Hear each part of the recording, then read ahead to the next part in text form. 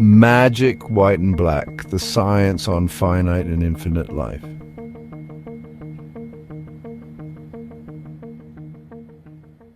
What does modern medical science know of the constitution of man, whose life and safety is made to depend on that knowledge? It knows the form of the body, the arrangement of muscles and bones and organs, and it calls these constituent parts by names which it invented. Having no supersensual perceptions, it does not know the soul of man, but believes that his body is the essential man.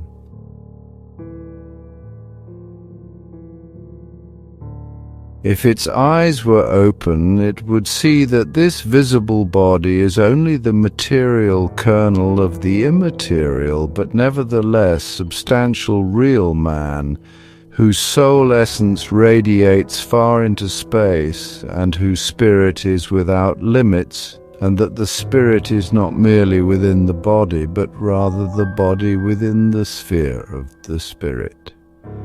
They would know that in the life principle resides sensation, perception, consciousness, and all the causes that produce the growth of the form. Laboring under their fatal mistake, they attempt to cure that which is not sick, while the real patient is unknown to them.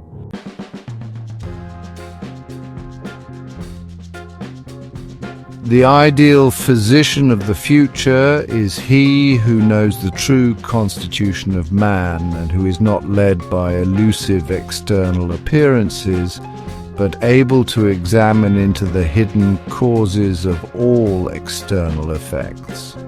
To him, the acquisitions of external science are not the guides, but only the assistants. His guide will be his own knowledge and not a theory, and his knowledge will endow him with power.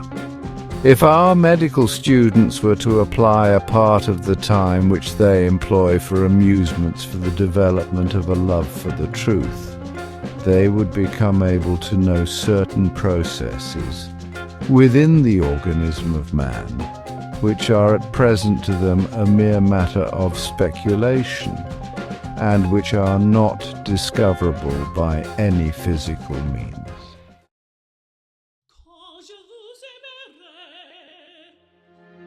He may say that he does not believe in faith, and yet it is only faith that upholds him and by which he exists, because if men had no confidence in him, they would not employ him. And if his patients did not believe that he could benefit them, they would not follow his directions.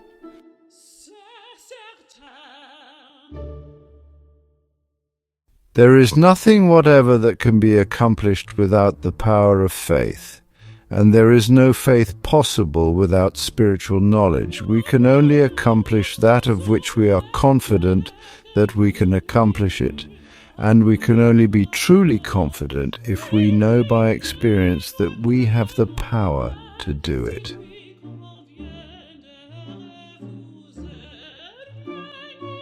What does popular science know about mind?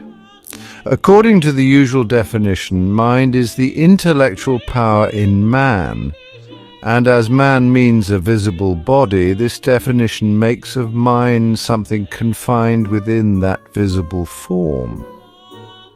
But if this conception were true, there could be no transmission of will to a distance and no transmission of thought.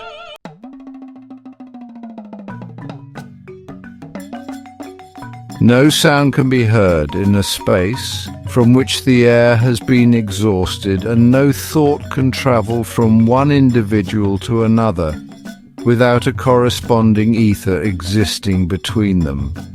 But the possibility of thought transference is now an universally admitted fact. Its truth has been perceived long ago by children who make practical use of it in some of their games. And it has now been admitted as a fact even by the most skeptical and superficial observers. Moreover, anyone who doubts its possibility has it in his power to convince himself by either impressing his thoughts silently upon others or by letting others impress their thoughts upon him.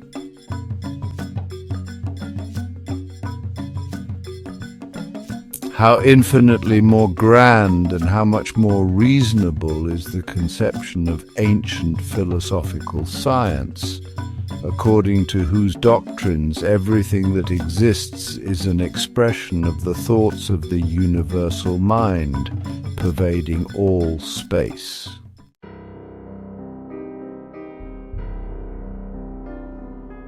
This conception makes mind a power in the realm of infinity, acting through living and intelligent instruments, and of man an intellectual power, an expression of the universal mind, able to receive, reflect, and modify the thoughts of the latter, like a diamond that becomes self-luminous through the influence of the sun. There is no reason why we should delude ourselves with a belief that an intelligent mind can exist only in a form which is visible and tangible to the external senses of man.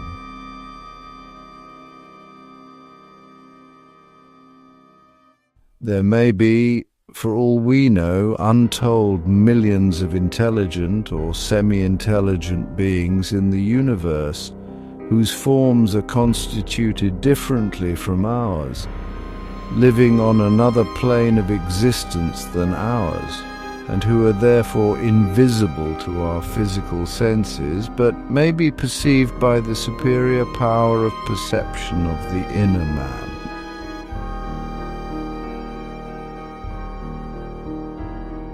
Astral or spiritual beings produce no reflection upon the retina, but their presence may be known when they enter the mental sphere of the observer, and they may be perceived with the eye of the soul.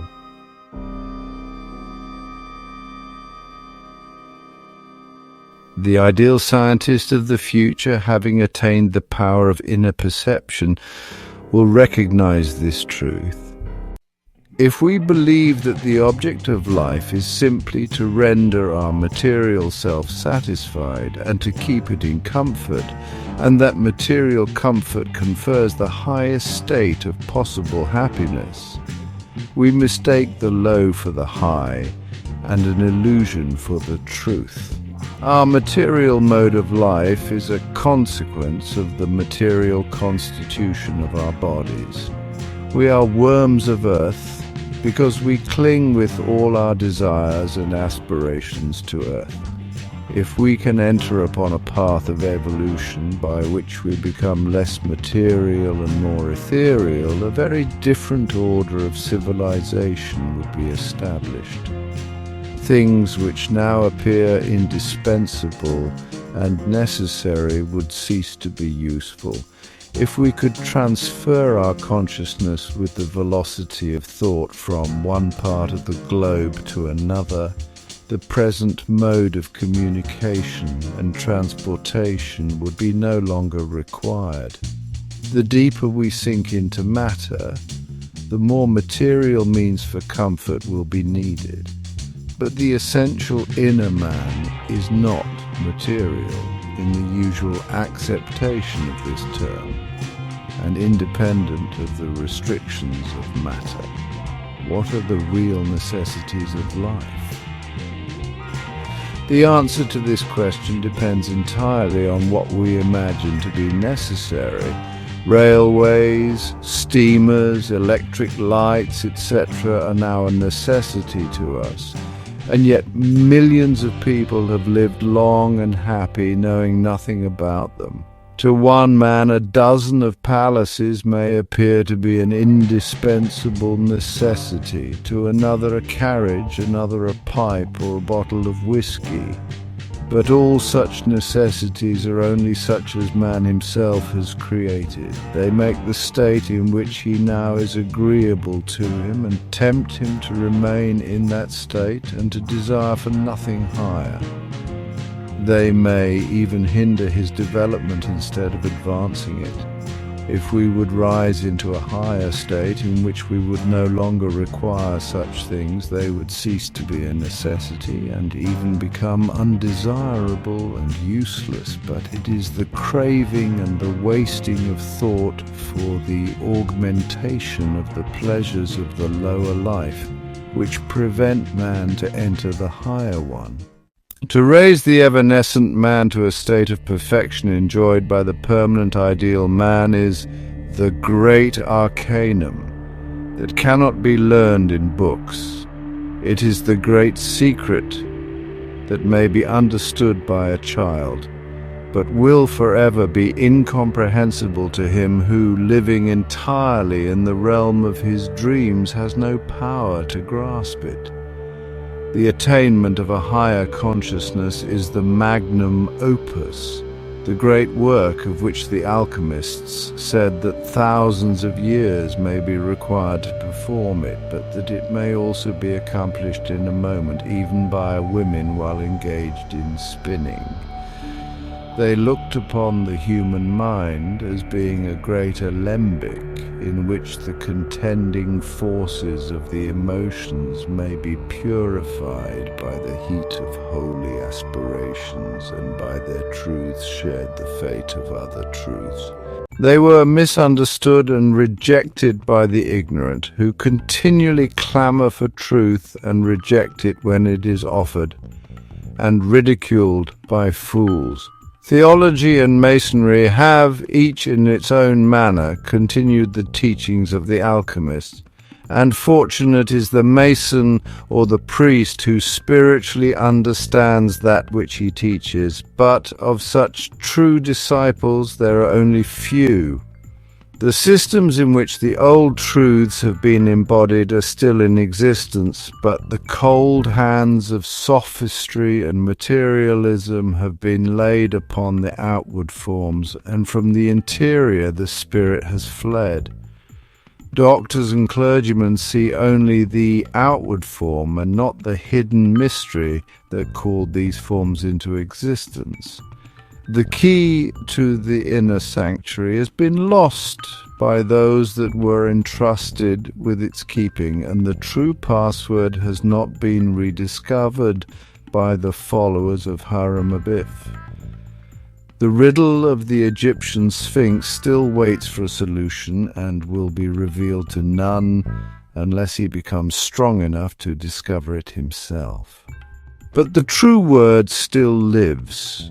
The light of truth still shines deep into the interior world of man and sends its divine influence down into the valleys, and wherever the doors and windows are open to receive it, there will it dispel the darkness, rendering men and women conscious of their own godlike attributes and guiding them on the road to perfection until, when all their struggles have ceased and the law has been restored, they will find permanent happiness in the realization of the highest universal ideal, their own divine self.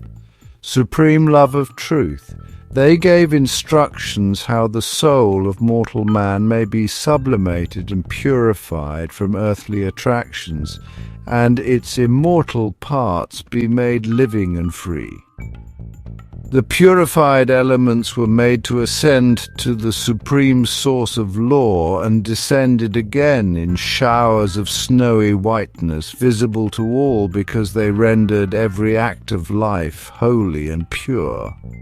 They taught how the base metals, meaning the animal energies in man, could be transformed into the pure gold of true spirituality, and how, by attaining spiritual knowledge and spiritual life, souls could have their youth and innocence restored and be rendered immortal. But the true word still lives. The light of truth still shines deep into the interior world of man and sends its divine influence down into the valleys, and wherever the doors and windows are open to receive it, There will it dispel the darkness, rendering men and women conscious of their own godlike attributes and guiding them on the road to perfection until, when all their struggles have ceased and the law has been restored, they will find permanent happiness in the realization of the highest universal ideal, their own divine self.